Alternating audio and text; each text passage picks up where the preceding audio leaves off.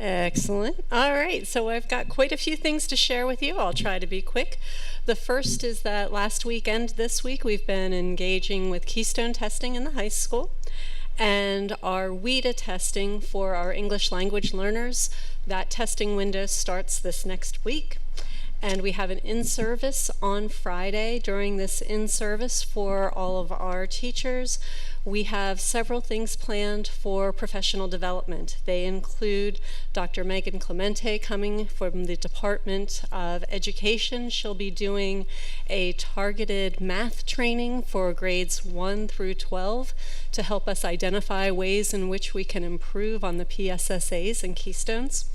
We will also be engaging in curriculum writing. There'll be UFly training for elementary teachers, structured literacy training for those who need it, and the departments will also be doing a gap analysis looking at where we're not teaching standards that we could either teach better or fill a hole that is currently missing. So it will be a full day for all of our teachers. Do you have any questions on that so far? All right, moving forward, we're going to look today at our PVOS data. If you recall, I presented to you all in November looking at the Future Ready data. This is PVOS data. Go ahead to the next slide. So what we're looking at, the Future Ready and the PVOS, the Future Ready provides achievement data that's a snapshot of a single moment in time. The difference between what I presented in November to now is this presentation is presenting growth data, which is achievement over time for students. The growth data is publicly available, and the data that I'm presenting tonight is based off of spring 2023, so that testing period. Go ahead, Leslie.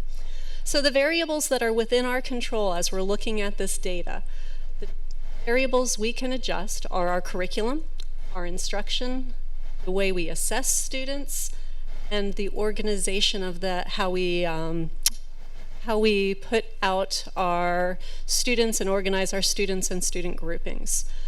So our next steps that faculty are engaging in is based off of this data. They'll have conversations within their department to discuss which of these factors need to be modified to better support student learning. Go ahead. So the colors, a reminder that the colors are indicating what the state is expecting to see in terms of student growth. We want to see everybody in the green, the blue, or the dark blue. We want to show that we're meeting student growth criteria each academic year. When our scores dip below in the yellow or the red, that's when we want to especially be critical of how we are delivering our curriculum and what students experience here. Go ahead. Please flesh this out a little bit. When it's saying it meets or exceeds the growth standard, what that means, board members, is that for a year of schooling, a student progressed a year. So if that's the case, then that student would fall in the green zone. So this is based on all of their standardized testing. It gives us some pretty rigorous projections, which I'm sure you're going to talk about a little bit. Don't want to steal your thunder, but that's the number that the state says the student should score here, and then if they do within a range, that indicates that they've got a year's growth. Anything obviously to the right of that means they've got more than a year's growth, which is awesome. Go ahead, thanks. So for our PSSA, what you're seeing on the screen is the data from grades 4 through grades 8. And then the bottom row is across the grades. So what we're seeing is we're doing well above growth in grades 4 and grades 8, but we're not doing that level of growth in grades 5 and 6. So our department will be meeting again to discuss why this is the case, and this is why we invited Dr. Clemente to come and talk with our educators to see what we can adjust in our delivery to better support students. Go ahead. So one of the questions you asked previously was, how do we compare? So this scatter plot is showing you how we compare with other districts within our IU. Shippensburg is the red dot, So I wanted you to see the ways in which we're comparing. And let me give you some context here. So we want to always see that we're above the horizontal line, and in an ideal world, we would be to the right of the vertical line. With our math, we are above the state achievement line, which is great, but we're not growing our students the way in which we could be. So that's what we'll be adjusting and looking at within our departments. Questions on this? Who are some of the schools? Do you know who some of the schools Yes. in the? Okay. Yeah, so in terms of the top achievement districts, that would be Derry Township. The most similar to us is Newport, that's the dot that's the lower left of us, and West Perry, that's the dot that's to the upper left of us. Those high achieving districts, on the top right, Yes, who are they? that's Derry Township, Oh, that's Derry. and Infinity Charter. What was that last one? I'm sorry. Infinity Charter. Okay, next slide. So with Algebra 1, we're second for the average student growth for all of our school districts. That's something we would want to celebrate. And that's, you can tell that because it's the second dot to the far right. Most similar to us, if you're going to ask, is East Pennsboro. Most achievement is, again, Infinity Cyber, and the most growth is Cumberland Valley. Other questions on this? All right. Going to the PSSA scores for English language learners. What we're looking at here are the PSSA scores for grades 4 through 8, and again, the bottom line is across all of our grades. And you'll see that we're doing great work in grades 4, 6, and 8. We have some concern with grades 5 and 7. And so we'll again be exploring the data to see why that is and what we can do. Some of the things we've already put in place is the letters training, because the letters training in early elementary school will continue to support students as they come through the system. So it's going to take a little bit of time to see the evidence of that good training, but our hope is that in a couple of years we're going to see all of these scores in ELA continue to grow and rise. Just a quick little follow-up. Just letters training board, I believe, falls squarely under what's called the science of reading. So I don't know how far you dig into this stuff, but there's really kind of what they call the reading wars, which is about how we teach literacy. The research has come back that the science of reading is the best, most effective way, and letters is a derivative of that science of reading that's really hitting the 5 literacy skills directly in the classrooms. So our teachers sometimes, well, all teachers could use a refresher and to get a systemic approach to how to teach this stuff, and that's what letters has been provided to do. Correct. You want to go to the next one? Thank you. So our ELA achievement and growth compared to other districts within our IU, you can see again we're to the right of the vertical line, which is a great place to be, and we're above the horizontal line, which is a great place to be. The positive of this slide is that we're among the top 5 districts in the IU for student achievement growth. So that's a great thing to see again. Questions on this slide? Moving on. Keystone exams for literature. What you're going to see here is we're well above, and the reassurance that I find on this is even though we do tend to dip slightly in some grades, by the end of their high school experience, by the time they're taking their Keystone exam, we're back to showing growth, not just on track, but above track. So our teachers are really to be commended for handling the ebbs and flows that occur through the district, that we still get our students to being well above by the time they're in their Keystone exams. Questions on that? Okay. The PSSAs for science, 4th grade, we're demonstrating great growth on these. You can see that because of where we fall compared to all of the other districts in the IU.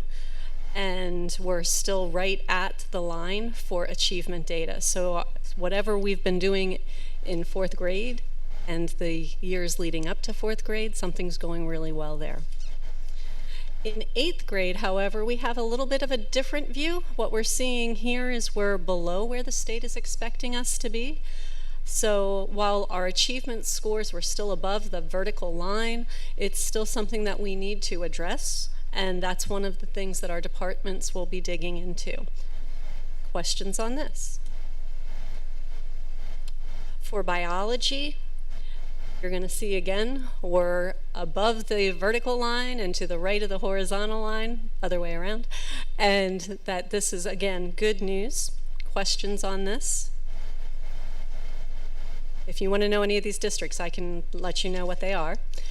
And the last one. So in conclusion, the best part about this is overall our data reflects students are well above expected growth for English and math as evidenced by their Keystone data, and that we're meeting the growth index for science. And a reminder that this data is based on a single assessment measure, that one Keystone exam or that one PSSA exam that's administered. So in addition to this type of data, our teachers and administrators are also collecting and analyzing data from the other sources that I have listed up there, because we're looking to get as much data as possible so we can better refine our systems, the things that are within our control in terms of curriculum, instruction, and assessment to better serve our students. Questions for me? This was a snapshot of the most recent testing. From the spring of last year, spring 2023, yes. Do we have the grades that were struggling in a few of the areas? Do we have a snapshot prior to that? We can get that, yeah, you can drill down. Yeah, all of this information is available online to the public, so you can go into this website and drill down by year, and you can look at it also by cohorts. So if you want to see how a cohort is doing as they progress through the system, you can see that data as well. Okay. So first of all, I love the way that you presented this. Those graphs were awesome, scatter plots. Second question, it seems really strange to me that there would be so much variance grade to grade in some of those PSSA scores. That just seems really weird. Agreed. And remember, there's lots of factors that impact students with these standardized tests. It could be the day that they took that standardized test, maybe something was wonky within the district. Let's say maybe students came in and it was more chaotic than typical and students couldn't settle into the testing routine. Maybe it was a case of we had students that just didn't take the test seriously. Sometimes that happens. Students decide that it doesn't have impact on their grade, so they might not take the test as seriously as we want them to because it can provide us with good data. Right. I mean, I get all that, but I'm not sure there's a reason why, like, 4th graders wouldn't take it seriously and the 5th graders would, or whatever, right? I mean, you would expect the sort of same level of indifference, like, yeah, grade to grade. And that's why we'll go back through and then look at that in the in-service when I mentioned we're going to do a gap analysis. We're going to look and see maybe there's a grade that is not as aligned with the content on the test as what they ought to be, or they're not hitting the state standards the way they ought to be. So we'll start looking at that and looking for alignment to make sure that our curriculum is best serving our students in terms of what the state expects. And to the point, when we see that, wide variance, I mean, that's an opportunity for us to be curious about what's causing that. It's maybe a matter of curriculum, and it may be a matter of instruction. Sometimes because it's mathy, if you get a lot of growth in 4th grade, the system expects you to continue to grow that, and that can cause some variance as well. Other questions for me? Thank you all for your attention. I appreciate it. Next on the agenda is the construction project add alternates. So this is a time to kind of explore the possibilities and additional add-ons to the lean base project, and any additional comments, questions, discussion items that you might have. I'd like to kind of start this a little bit because I want to make sure that I understand exactly where we're at. We've been in a deficit spending type of deal, and our PFM had actually given us what we could borrow, which I think was 25 million. But in their information that they given out, they said this was all based on balanced budgets. We are not there, and so if we go and we're going to lose the ESSER's money, how are we going to? It seems to me that if the numbers just don't seem to work. If we start these projects, we're going to end up having to come up with funding for our general cash flow needs. I can address a little bit of that, Mr. Noggle. So I think it's important to remember, we've got a series of borrows over a number of years, and I'll look to Melissa to supplement if I'm off on this.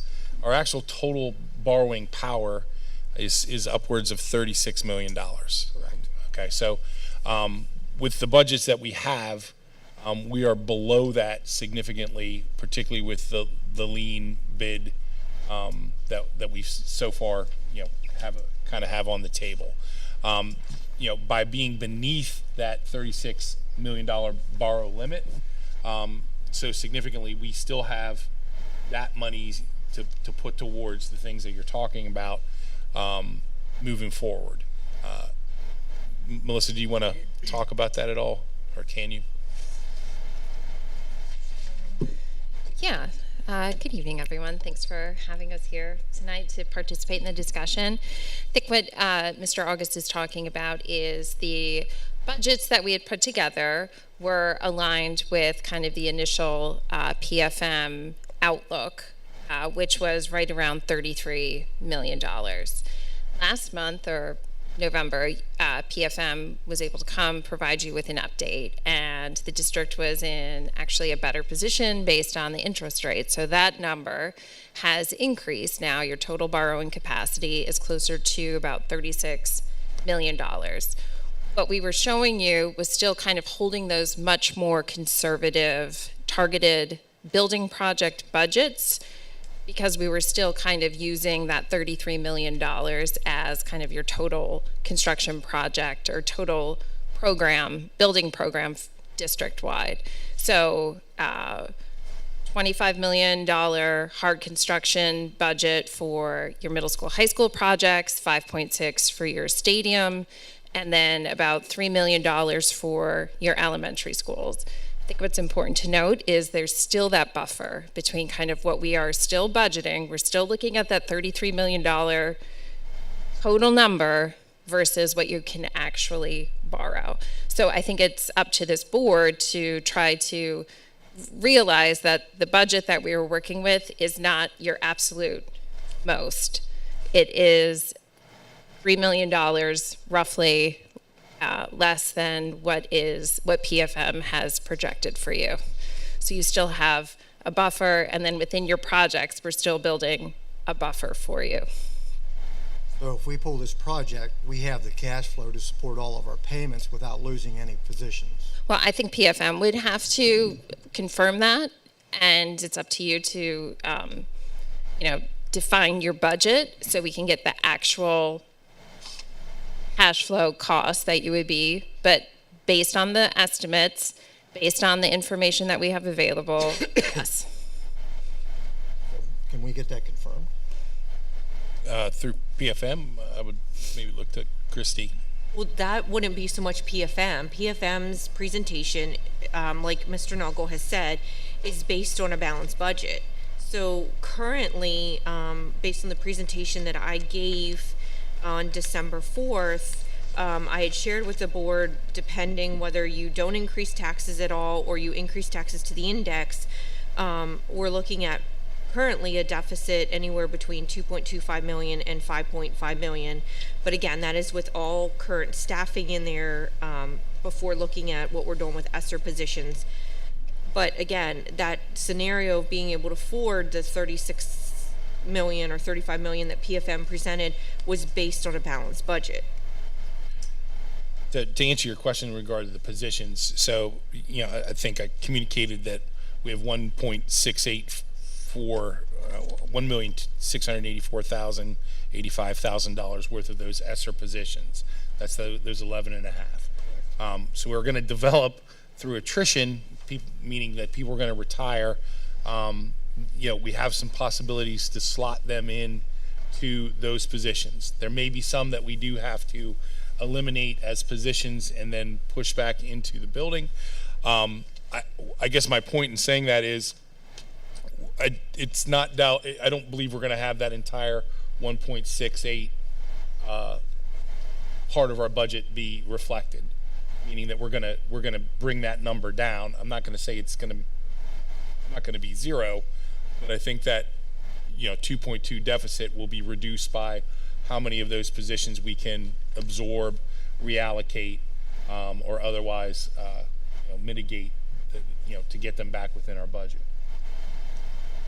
So I guess, when do we know when this that will start to bring us back into a balanced position? When will that happen? Because we'll be running a deficit until we do that. So I think we have to look at a 5-year plan of how we get to that part.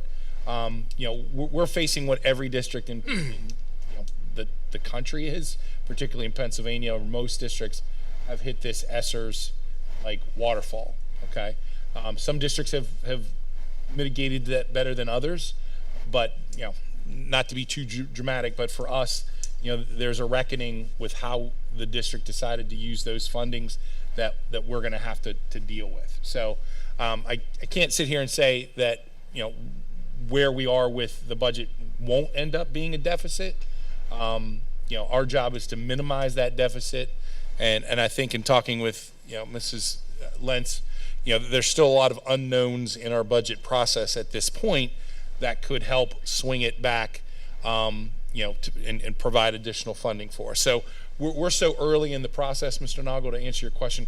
It's difficult for us to know that because we don't know some numbers from the state even. So there's this gray area, and I think what it's safe to say that Chrissy, you've presented the most accurate, but also like most. This is like the worst case scenario. I would say it was very conservative when I presented it in December, yes. So I won't say worst case, but conservative, because there are so many unknowns that we won't know until that time comes and we've gone through the budget process, and we know exactly how we're mitigating the ESSER funds. We know how much additional funding we may receive from the state, how much grant money we may get from different grants that we have for the projects, but also competitive grants for that could contribute to not only the district but to some of the things that we're trying to do, that the state has already put on the table for us. So it's hard to come to a definitive answer right now what that number is without going through the budget process. But to your point, it is possible and probable that at least for this next year we could have a deficit budget going into that. So if I hear you correctly, that it's unknown how long we may be running deficit, and if I heard you say correctly, that we could potentially work back to a balanced budget maybe within 5 years. That would be Kirk, that would be the goal. The other big kind of mystery and unknown fact is the state has not fixed the funding that the lawsuit that occurred last year required them to do. And so I think some folks are starting to get a little antsy about that because, yes, the state has increased their contributions to districts, and we have seen a bump in ours as well, but the overall funding system has not been recalibrated to kind of hit the problems that many districts are facing, which is a lot of mandates, a lot of additional needs and growth, particularly for us in Cumberland County, or that part of us that's in Cumberland County. They just haven't done that work yet. I'm confident that when that work gets done, we're going to see, a significant increase. Again, I can't write that in stone anywhere, but the whole point of that lawsuit was to fix funding for rural school districts, that we, we mirror pretty closely. If I could add to that, Mr. August, so I don't know, that deadline actually is within like a week now, I think. And whether or not we see that in a week is one thing, but just as a refresher for anybody, like Shippensburg, the last I can find in my numbers is like per student, we are underfunded by about $4,100. So, that's a whole lot of money. If you do $4,100 by our enrollment, like $14 million in our budget that we could get back. I'm not saying we're going to get 4,100. We have no idea what's going to happen with the powers that be with that, but in the grand scheme of things, like we have to identify that we are definitely underfunded with our students. And if you remember back, like Mr. Burt was always notorious for reminding us how much money we would have to spend to even be equal with someplace like Big Spring or Fanet Metal. And we are dramatically underfunded with a lot of these things because of our, higher enrollment and really similar landscapes, with how we generate tax revenues. So I'm also very hopeful that, this problem gets solved really, really quickly. Would help out every school board across the state as we're sitting here trying to make decisions. But I guess I do have, that's it for that. I do have one question. Can anybody, Christy or anybody, just remind me, like, what was our total borrowing capacity, like, when we started? Oh, I shouldn't even quote it. I think it was before like the interest rates went through the roof and stuff. I feel like it was around 50 million. Am I remembering that correctly? Somewhere I Something like remember that. thinking it was like 50 to 52. $48 million. 48 million. And what was our, like, what was our total now? Well, is it 35 million? We're counting in the series of 2023 borrowing, right?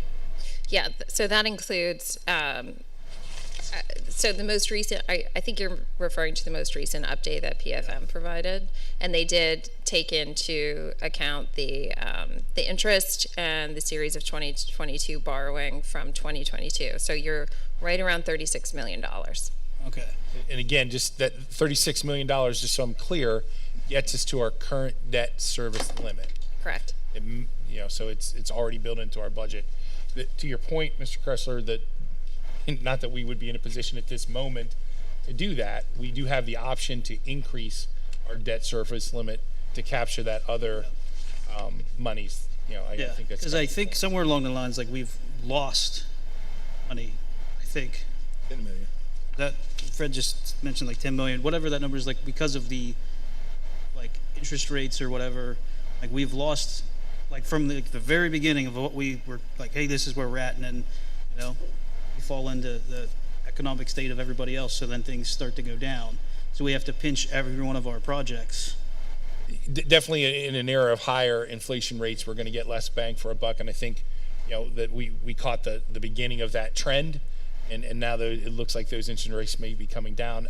For the board's peace of mind, that's kind of what we pay PFM for, is that when we're locked in, then they're watching the markets in order to get us the best deal over time. So that's not a static borrow. It is a dynamic process that the PFM is kind of guarding. Right. So if interest rates go down, then we refinance and we save some money. Correct. I mean, it's really both sides. If interest rates go down, we get less money on the money we borrowed, but we can borrow more potentially at a lesser cost. I have a question. The positions that you're talking about, we may have to retire, or they're going to retire, or whatever. And when positions we have now, I voted because I was told that they were needed. Correct? So, for me, I'm having a hard when we push back, and like you said, through retirements, and people going to we may have to put people back, and the people at the bottom are going to get cut. I just have a hard trouble. I have problems doing that when I'm putting money into a building, and I know we got people out here working and need jobs. and everybody told me that they were needed. Now all of a sudden they're not needed. So Not to interrupt you, Mr. Scott, I wouldn't say there aren't any positions that we currently have that aren't needed. yeah, okay. They're all needed. Yes, It's just a matter of, like, if you're picturing a boat going down the river, like, we're going over this white water.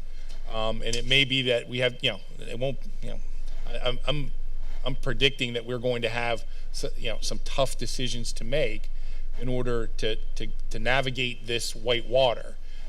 We won't be alone in that. Many districts in the state, like I said, are going through this same process. I talked to board members, and I understand that part of it. I'm on Shippensburg School District Board, and I got to be concerned about that. But for me, and I understand your point of view about that, but construction of a building or a room is not more important to me than a person's jobs. I just can't get over that hump. So I understand your projects. We can't do everything, but I don't want to get out here and too far in front of my skis and then find out we should have. Yeah, Do you understand what I'm saying? I absolutely understand. Yeah, I think it is important for the board to know that, what direction we go to on this project. We are $468,000 already committed to what we've spent just to get to this point. Okay, is it 480? It's right around $465,000, and what Mr. August is referring to is costs that the district has incurred through the professional services to start developing and designing your high school, middle school projects. But that design and that project, that doesn't change, does it? No, if you did it today, and I don't do it till tomorrow or next week, this doesn't change. I paid for it, I got it, it belongs to me, correct? Anything changes the cost. So I just need to clarify what your question is, because right now that design has been taken up to the design development. It is not complete. If you want a complete design, there's still more architectural, engineering, and site civil design that has to occur. Yeah, and I would also add, Fred, that, mechanical systems don't know about things like budgets and things. They just fail. And if we don't get out in front of them, our buildings aren't going to be usable or comfortable or efficient. And so, horns of a dilemma for sure.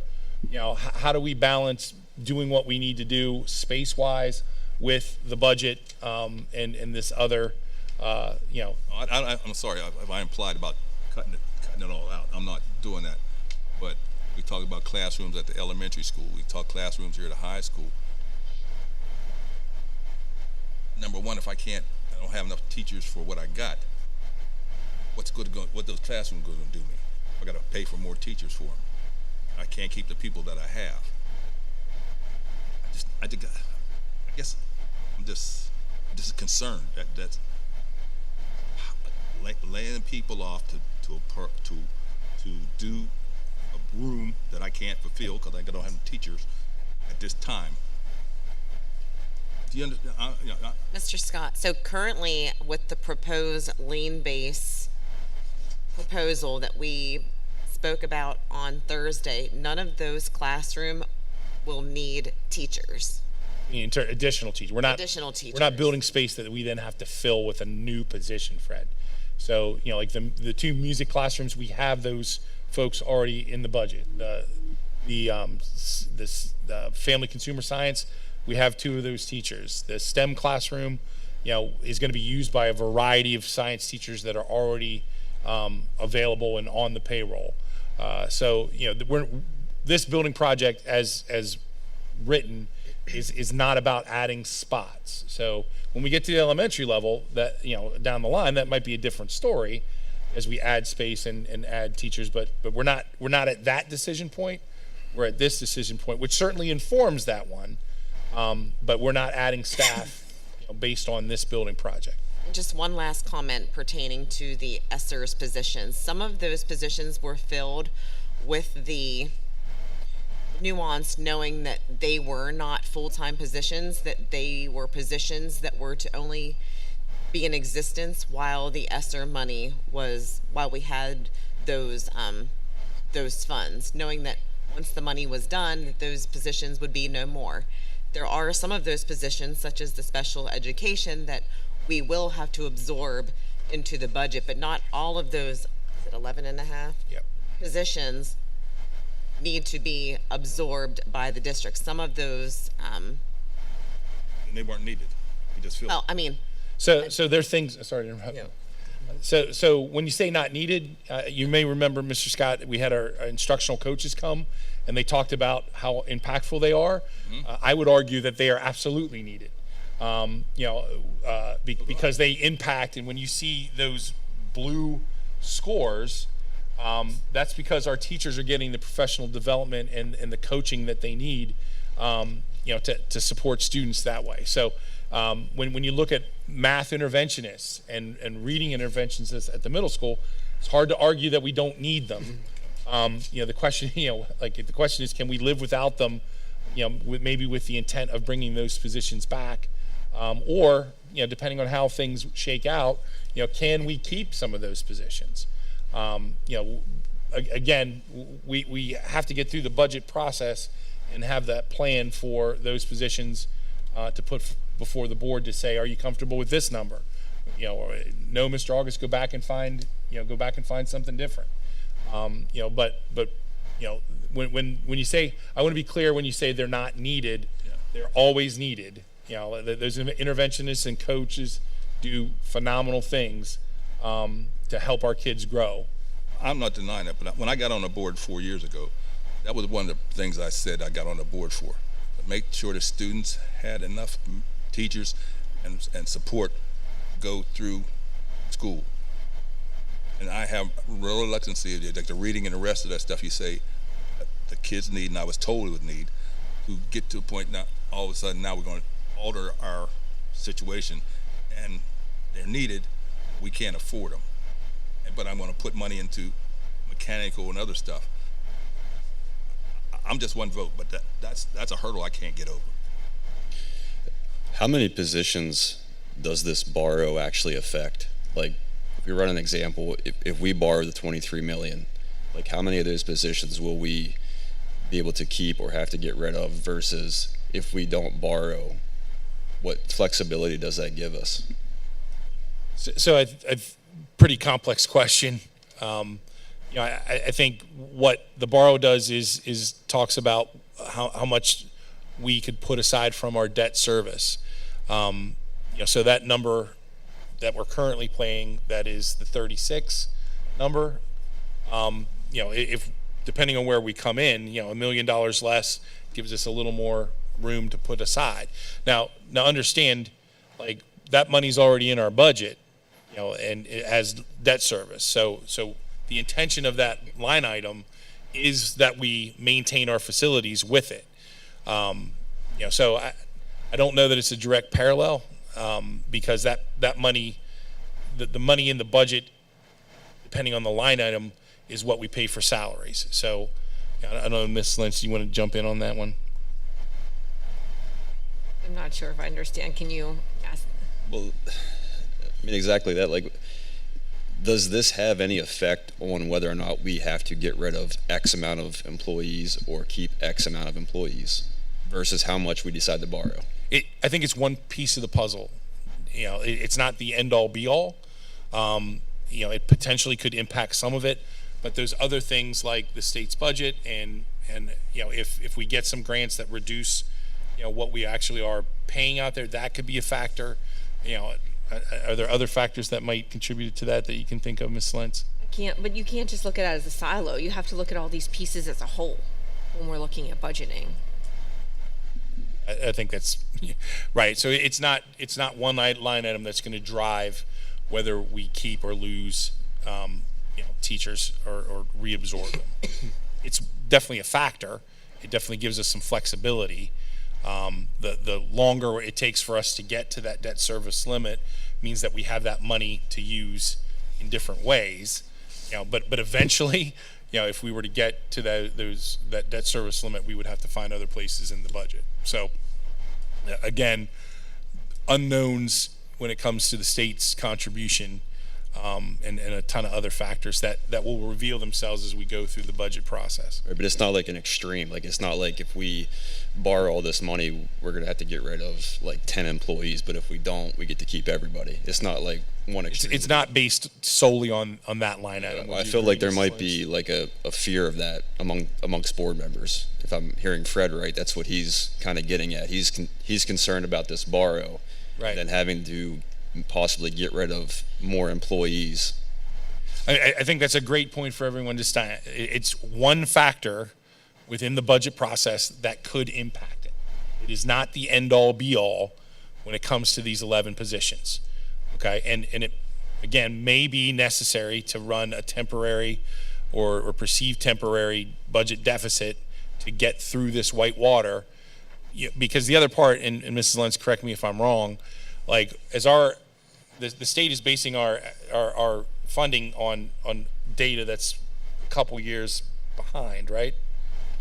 I'd have to look at it. Like It's not poverty currently levels right. and all that. Yes. Yeah. So as our poverty level, our poverty level has gone up like 6% from 1 year. Okay, so that's going to impact how much money the state gives us in their funding of us, but it's not in this year's formula.